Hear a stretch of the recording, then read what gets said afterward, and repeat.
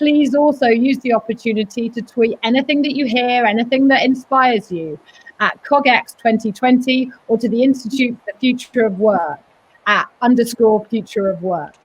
I am really delighted to now hand over to Helen Mountfield to kick off. Hello, thank you very much for joining this event, which I will be chairing. My name's Helen Mountfield. I'm a lawyer at Matrix Chambers, and I'm also the principal of Mansfield College in Oxford, where we care quite a lot about equality in various forms. But I'm here today with my Institute of the Future of Work hat on. I was the co-chair with Tom Watson of the Commission on the Future of Work. I'm a trustee of the Institute, and I'm very excited to be working with the Institute and an expert panel to chair a working party on the promotion of equality through this age of transition in AI and use of AI at work. So this panel today is very interesting to me. I'm keen on that we think about equality in a mainstream way. I'm keen on a recent proposal from the Institute for the Future of Work to use equality impact assessments when artificial intelligence is used in the workplace. I'll be very interested to hear the views of our expert speakers and also to hear your questions arising from this. So let me introduce the members of the panel who will be talking for a few minutes each. We were going to start with Andrew Pakes, who's the research director at Prospect Union. Prospect represents over 147,000 members working in the tech, specialist, engineering and professional roles. And he is the leader of Prospect's work around tech, AI, data rights and the future of work. He's also a campaigner, an equality campaigner too, at heart, and he serves on the board of Stonewall, the LGBTQ+ equality charity. After Andrew, we're going to have Ivana Bartoletti, who's the technical director for privacy at Deloitte and the co-founder of Women Leading in AI Network. And she has recently published a book, An Artificial Revolution, which focuses on the politics and geopolitics which underpins data and AI, and it's a fascinating read. And then finally, we will have Lilian Edwards, the Professor of Law, Innovation and Society at Newcastle Law School. She's worked in law, tech and AI for over 30 years. She's currently involved in work on algorithmic governance and is on the Ethics Advisory Board for the NHS X contact tracing programme. And she will, I know, not be able to resist bringing together all the other human rights issues around tech and how those intersect with equality, which I think will be interesting and important for us. So Andrew, do you want to start off? Delighted to start off. So thank you very much everyone joining us today. I always say I'm the warm-up act in this because you've got a brilliant panel in Lilian and in Ivana. So I wanted to say a few words about the world of work and where this fits into this. And you know, this session was put together quite a few weeks ago, and I think it brings together my passions, equality for the work I do about Stonewall, about inclusion and diversity, but also how jobs and work fits together for my role as a union official, bringing those together. But actually I think when we talk about equality, people have seen the events of the world, the protests of the last few days, that sense of justice and equality in its broadest sense has to be central to all of these debates. And the reality is it is often missing from a lot of the tech debates, and this much broader concept of what are good jobs, where do jobs sit, who has them, what the relationship to work is. It goes to the heart of the work we do as a union, but also I think goes to the heart of how we make the future of work inclusive of all of us in terms of that. And I think some of these issues have really accelerated recently during COVID-19 and a response to lockdown. I think that also makes it really timely. We've been tracking, and we know as a trade union that monitoring, surveillance, the ability of technology not just to displace jobs but also to micromanage us has been something that's been going on for a long while. But we've seen that accelerated during lockdown and COVID-19, whether that's contact tracing apps and the ability of the state or us collectively to monitor each other for health reasons. But also, if you just flick through some of the websites and the newspapers, you've seen phrases such as employers or companies are panic buying kit, are buying into things which nominally are about keeping us safe and well, but also opened the door to a much bigger acceleration of surveillance and monitoring than we've seen before. And I think that's something we need to talk about. We need to talk about workers and jobs much more in this debate in order for us to get some sense of where it fits in. So very much welcome the panel in there. And with COVID, clearly it is a public health crisis, but I think we need to understand it's an economic crisis as well. For most people, that's the most pressing thing about will they have a job? What is that job? What does a return to work look like? If you're one of our freelance and self-employed members, where does your next paycheck come from? Or for many people on furlough and worrying about that anxiety at the future. So we have many conversations which are about, can technology help keep us safe? What is the role of technology? What is the role of using the advance in the capacity of technology to make work better for us or safe for us? And I think that's a legitimate debate. But I think we also have to, and this is the experience we have, think about how does that work now in terms of our privacy and rights, and where does that take us in terms of the future? You know, the economy has been turned upside down. Many of us are working from home. I'm joining you from the glamorous location of my kitchen.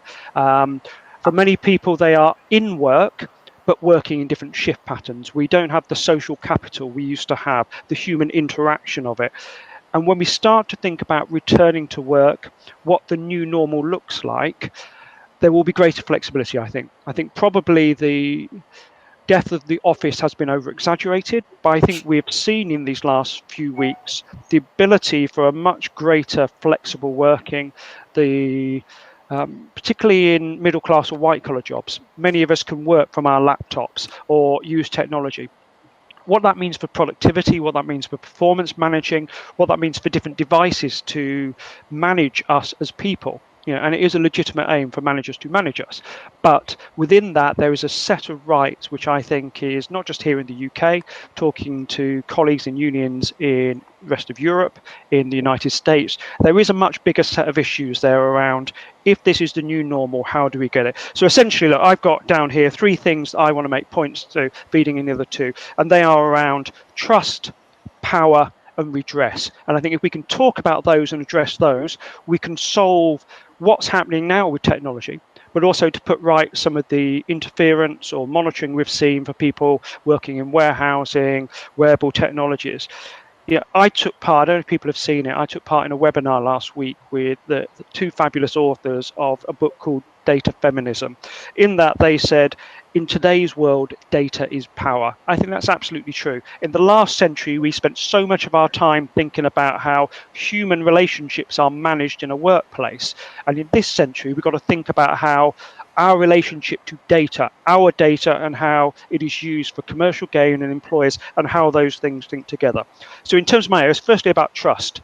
Yeah, if people don't trust the change that's happening to them, we are both going to have problems, but we're also not going to harness as a country the benefits that technology can bring to us. And it's great to see the work the Institute Future of Work have brought out today. They're polling that says people are worried about what level of consultation, how they'll be involved in.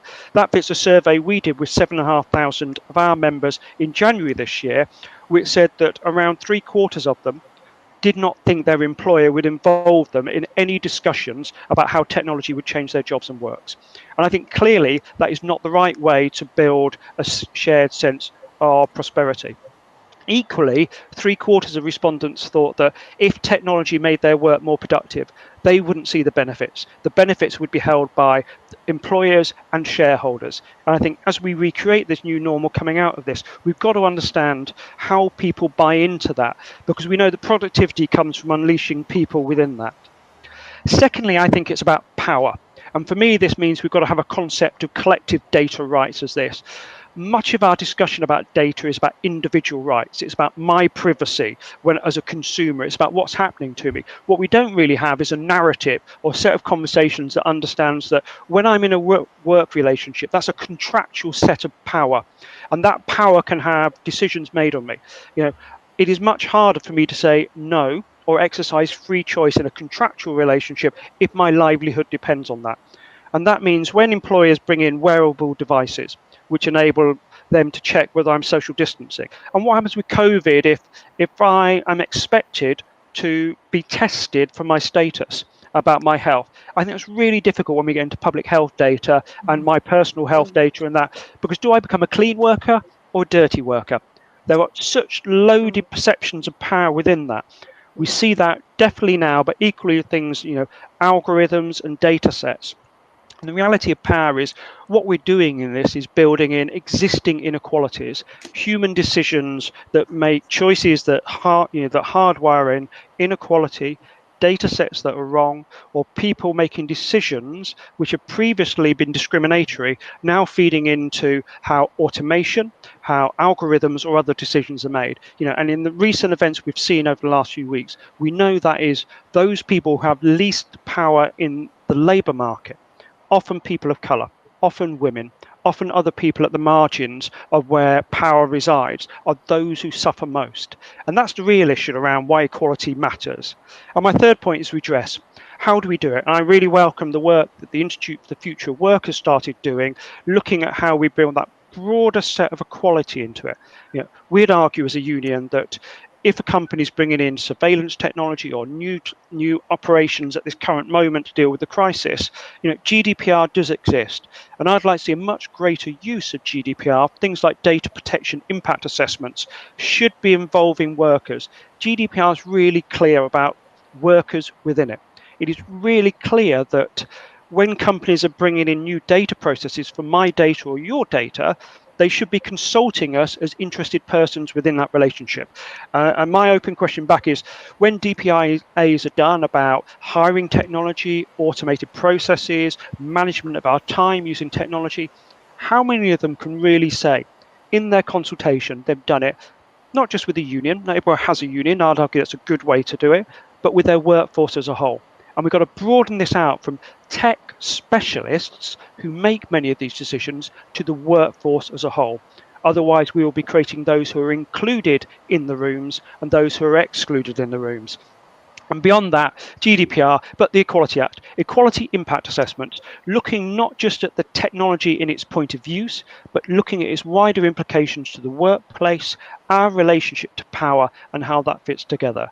There is going to be a much changing world of work coming out of this crisis. Change was already coming. It's going to be faster. It's going to be in different types of jobs and different nature of power relationships. And if we don't involve voices of people impacted by change, my big worry is we will make more mistakes than we will benefits. That's my starter for 10. Thank you, Helen. Great. Thank you very much. That's fascinating and gives us, I think, as you say, a real starter for 10. Trust is something which is in workers' interests, as you've explained with your trade union hat on, but it's obviously also in employers' interests that if you're going to harness a workforce, harness their enthusiasm, they need to trust you to be treating them equally and fairly, and they need to believe that there will be a shared sense of prosperity, a shared sense of return. Employers can't know what AI is doing potentially to hardwire inequalities, existing inequalities in hiring practices, and which are being identified as correlations between workers and the field of work if they don't analyze that. So what doesn't get analyzed gets ignored, and that's why it's very interesting, I think, what you were saying, commending the use of equality concepts in data protection impact assessments. So now I'm going to turn on to Ivana, the Technical Director of Privacy at Deloitte and the co-founder of the Women Leading in AI network. Ivana. Thank you. So first of all, it's really great to be part of this panel, and what a fascinating discussion and topic to be really talking about, in particular this time. So I'm going to start a little bit where Andrew ended, and I'm going to start with the, I think we all know with COVID-19, the pandemic, automation is going to proceed at rocket speed, and that there will be probably things that were predicted to happen in 12 months, 16 months, probably going to happen much faster and much quicker.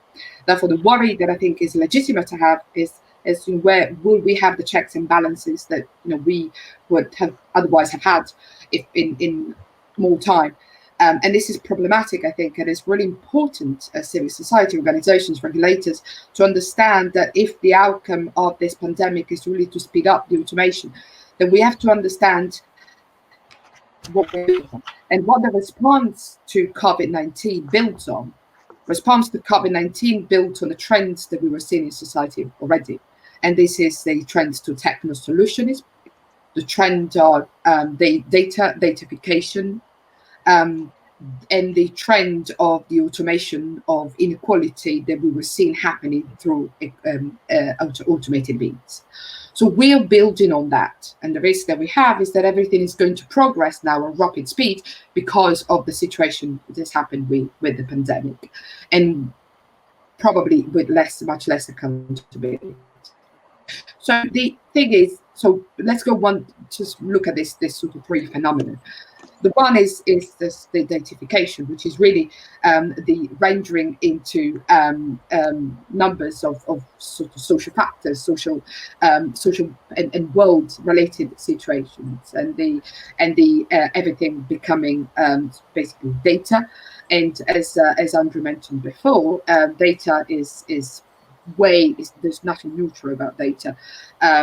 The challenging the sanctity of data is one chapter in my book. Challenging the sanctity of data is absolutely crucial, because data doesn't do anything else other than representing the social and impact of the line in society right now. So datafication is the first thing. The second, the problem of techno-solutionism, or techno-chauvinism, as I rather like to call it, which is the idea that there is always a technological solution, which is always or often inspired by flashy solutions that we've got out there in the market, but with little assessment of whether the unintended consequences then overriding the benefit of the product in itself. And then the automation of inequality that we're actually seeing already. We're seeing it particularly in the United States, with a real locking down of people who haven't got the knowledge on how to challenge decisions that have been made by machines. And when these decisions, automated decisions, are being made by machines, what happens is that they encode into the systems years and years of social inequality. And instead of getting rid of it, we're seeing all this scaling up. So when it comes to labour markets, then of course in workers, this becomes very, very important. First of all, because labour is changing, and has been changing with the use of automation and artificial intelligence quite dramatically over the years. First of all, the concept of labour is changing. I think we really need to look into this. So, for example, things like the impact that artificial intelligence is going to have on employees, and that will depend on the countries where there's a greater reliance of certain jobs that will be taken over by AI. And this could even change the political relations at global level. But also other things that we need to look into when it comes to the concept of labour is how much into this automated world we've come to labour for free by, for example, providing lot and labouring for organisations that for example, who then use our data to create products that they need and they deploy. So the concept of labour in itself has really changed, alongside the idea that we really need to understand that artificial intelligence is not just San Francisco, it's not just the Silicon Valley, but it's the thousands and thousands of workers across the world paying so little to really look at images and classifying them and do the work as unseen workers behind artificial intelligence. So this is really important to put things in the wider picture. When we look at AI, we've got to think about the wide spectrum of what labour and how labour has been changing.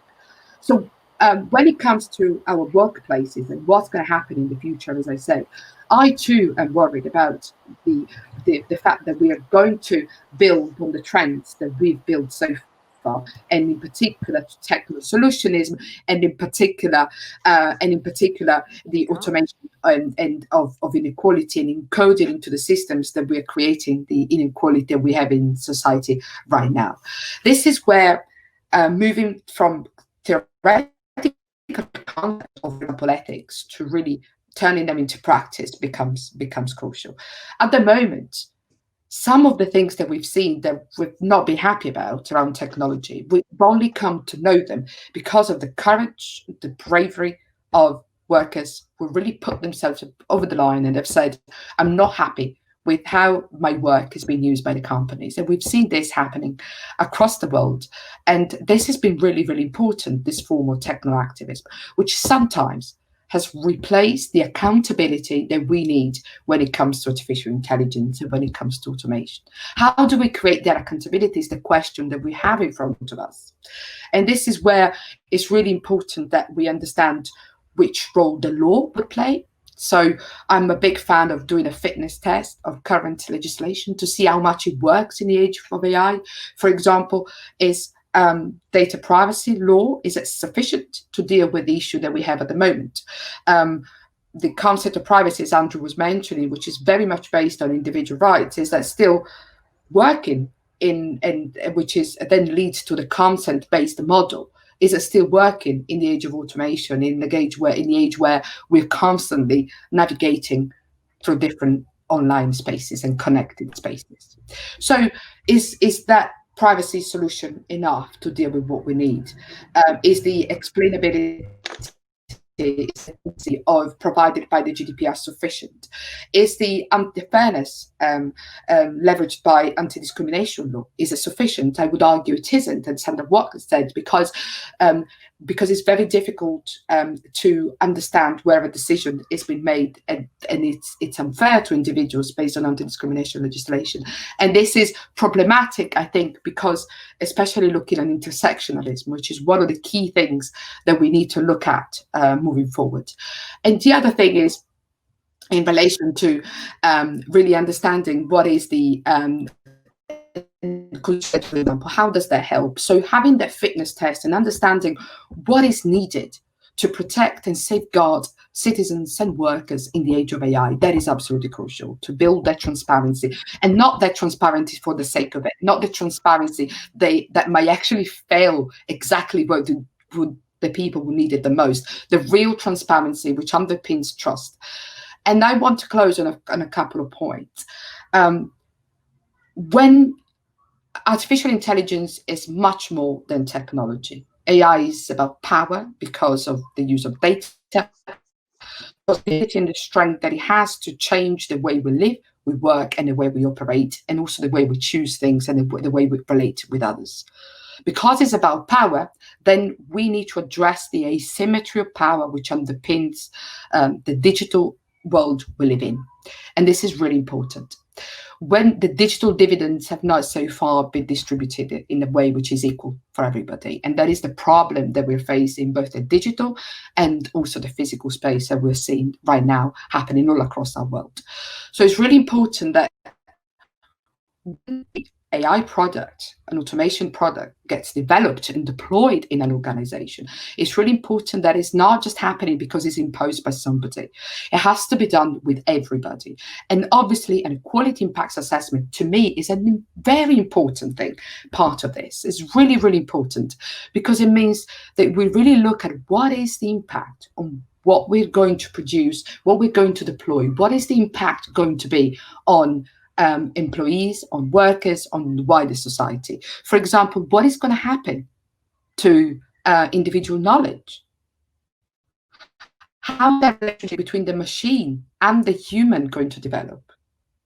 And all this needs to be an incredibly important part of the way that we deploy and use these systems within our organizations. Therefore, involving workers is a key part of it. And when we talk about ethics and how we bring ethics into practice, we need really the tools that we've got about legislation, the data protection impact assessment, whether we call it an algorithmic impact assessment. But what is really important is to really look at what is the impact in the particular product is having on the business, and what is the alignment between the value of the organization and the consequences of that particular product. And the final thing, and I'm closing this, is in relation to trust. I am always wondering whether this is the time that we bring in things like that we mutuate, for example, from the food industry, things like labeling and that can really show to consumers and workers and something around the traceability of a particular product, so that somebody knows that this product can be trusted because it has been followed due process and therefore can be trusted by citizens.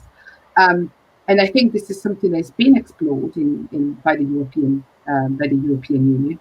But I think we've got to understand together what are the tools that we can bring in so that customers, citizens, workers, all of us can really trust the technology that we'll be using and that they will be working along. So I'm going to close on this, but I really look forward to the debate later. Okay. Ivana, I'm interested in what you're saying in terms of concerns about trust and privacy from people as workers, as citizens, as consumers. What if you're developing this technology, you're putting your money into it, it's your business?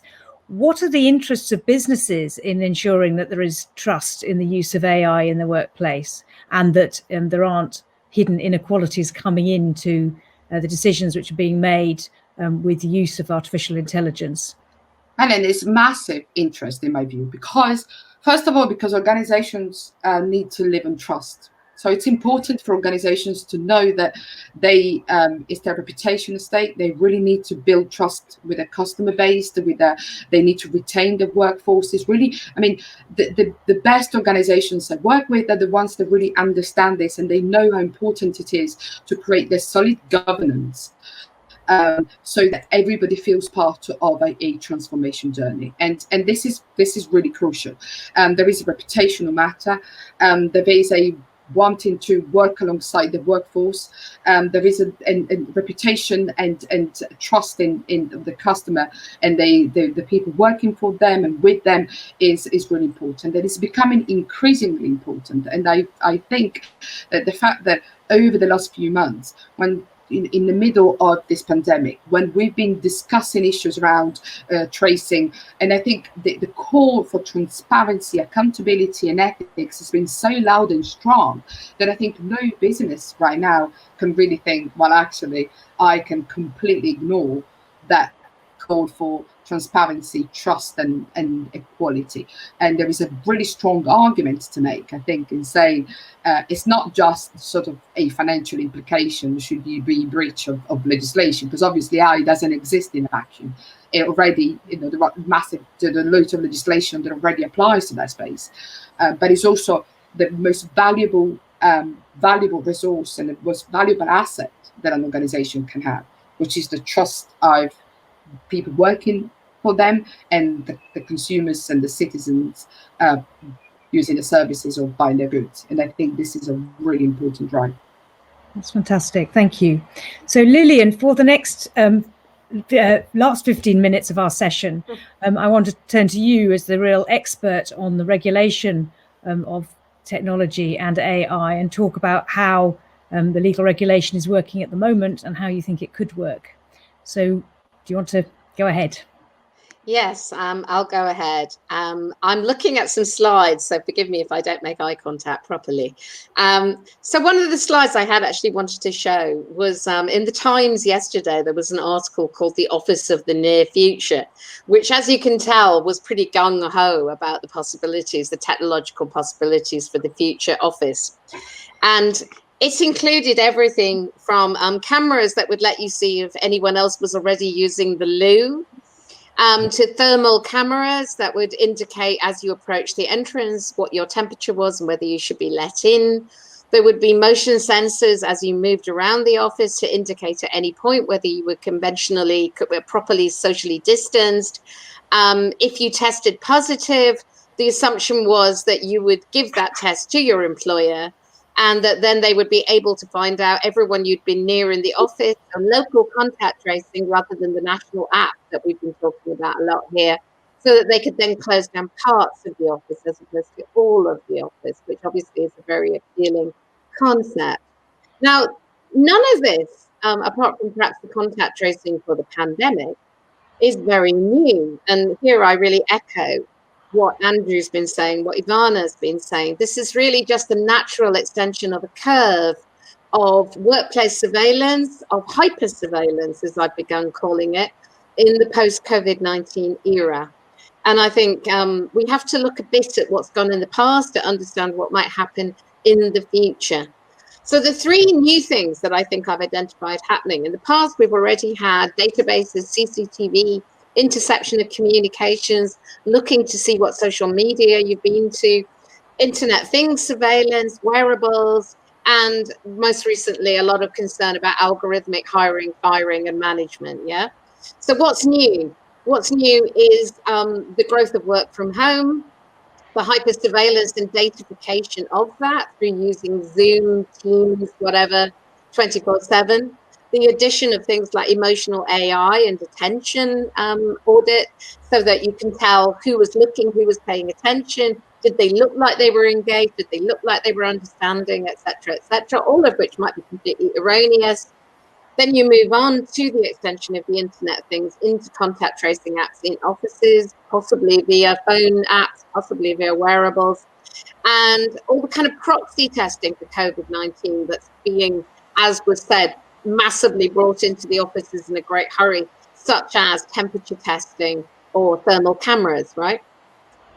So in terms of what the law says about this right now, we are essentially back, as you might expect, with our generic law that protects you in data protection. And we're also looking at the Equalities Act 2020. And then there is a very little bit of kind of bespoke specific legislation.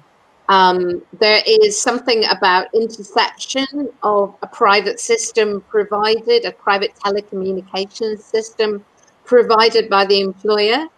And that interception, which we used to think of as things like looking to see what emails employees had sent or what websites they had gone to, that gets legalized essentially without consent. This is not consent-based, under what used to be called the lawful business regulations, and have slightly changed their names in 2018.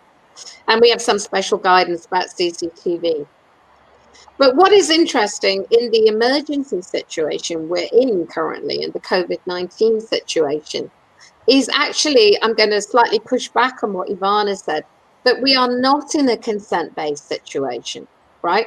So data protection normally gives you a bunch of grounds that make it lawful for an employer to collect and process data about you, the employee. If you're talking about sensitive data, such as health data, then conventionally in normal times, you would require the explicit consent of the employee for that to be gathered and data mined and shared and all these things. But in the emergency situation, there are a number of grounds that will let that be done without their consent. For example, if the employer has a legal obligation under health and safety to keep the workplace free of COVID-19, which they may or may not. You really need someone like Andrew for that, a real specialist.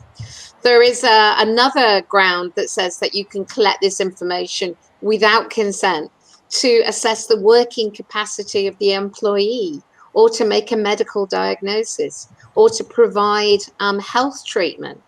And then there is quite a general ground about public interest in the area of public health.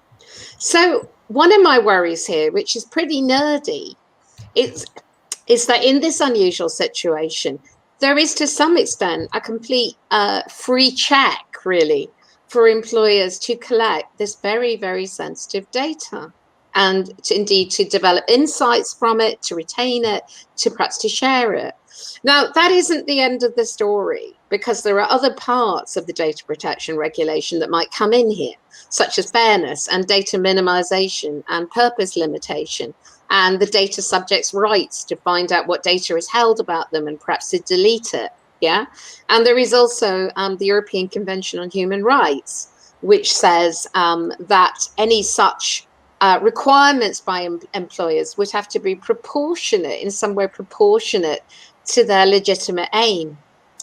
But these are all quite vague constraints, as opposed to a hard constraint on saying you can't do some of these things. And this is where I wonder if the law really has to take a whole new look at workplace surveillance, which historically has been a very enabling regime, for the obvious reason that I think Helen just asked to Ivana, that the business owner, the employer, also has very severe financial interests in making their business work and in making sure that their employees work. But that's a little bit different from the very, very, very invasive surveillance that we're talking about now in the era of COVID-19 as becoming ubiquitous. Yeah. So just to mention in the last sort of 3 minutes, I think I've got, to talk about a couple of specific issues that people keep asking me about. One is it actually okay for employers to demand that employees are temperature tested, or to demand that no one gets in without going through a thermal camera gate? And really interestingly, in the UK, I think employers are assuming this is okay. And obviously, there is arguably a public interest in it. But in fact, through Europe, there is quite a diversity of opinions on this as to whether this is a disproportionate invasion of your privacy. And indeed, quite early in the pandemic, in March, the data protection authorities of Italy, France, and Austria, among others, all said no, you can't do that. And what they say is either there should be an alternative way of doing it, or you should be going for actual testing from the national authorities, which should then be passed on to the employers to take the correct steps, rather than the employers becoming these sort of small fiefdoms in a way, which is much more the kind of American approach to it. And it's unsurprising, I think, that you see the Anglo countries, Ireland and UK, being much more willing to countenance that approach. So the question I spent some time this afternoon trying to work out, and I'm not sure about, luckily I only have a minute left, is in fact, can we have this kind of privatization of contact tracing apps? Can we have, as Pricewaterhouse, for example, are rolling out, can we have large offices, it'll probably be large companies, that have their own apps that they demand that employees put on their own phones? Those phones could be turned off, or the app could be turned off as you leave the office. So arguably, this might be less invasive than the national contact tracing app. On the other hand, and this brings you back to the equality point, I think there's severe worries that the results of these apps could be highly discriminatory to different groups. Some groups do not want to use contact tracing apps. They are worried about this kind of surveillance. They're worried that it will reveal things about them, rightly or wrongly, that they don't want revealed. They might worry about their immigration status. They might worry that it will show connections to dubious people who might be involved, say, in jihadi or Islamist resistance. The UK government attitude to the national app, the NHSX app, which isn't out yet, has always been that it should be voluntary. It should be taken on voluntary. If we start to say that employers can demand either the installation of the national app or of their own app, are we going back on that voluntary approach? Are we taking away from what Ivana was talking about trust and confidence, either in the government or in the employer? The government, again, has said repeatedly, and I'll almost stop, that these issues are covered by data protection, but I don't think they are.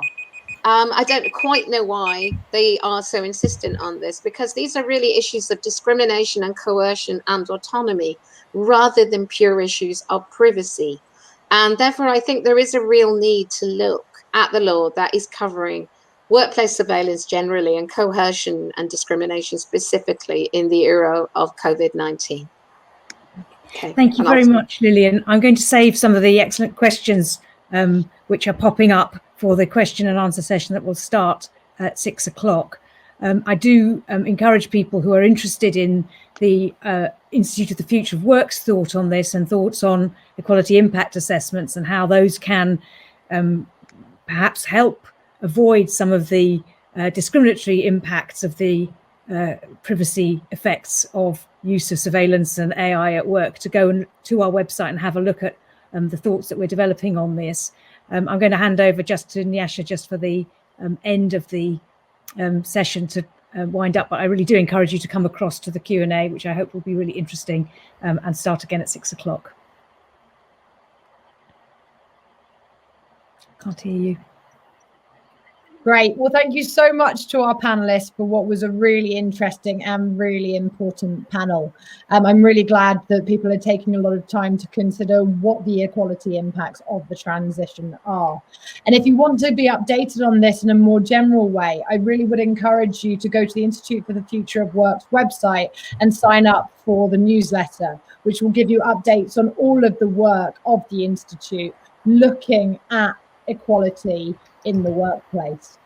In about 15 minutes, we will be over on the question stage, and you should have access to that through the CogX website. And yeah, thank you again for coming along, and thank you again to all our panelists. Want access to more CogX videos? Subscribe now for free at cogx.co.